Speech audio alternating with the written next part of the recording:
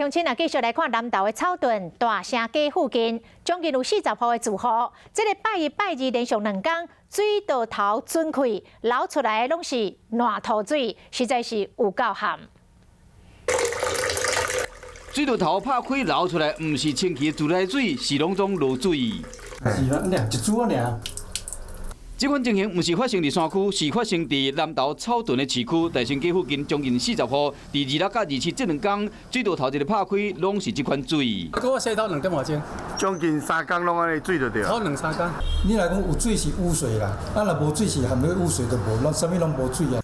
在地人伫怨叹讲，平时水也无够，都已经分真困扰啊！即摆真无简单有水啊，流出来竟然是这款漏水。若无就用这涂刷膏或者抽水莫大害了了。自来水公司是解释讲是施工的厂商无责任。施工过程产生一些泥水回流到这个旧的管线，所以我们当下就是请施工团队就先停工。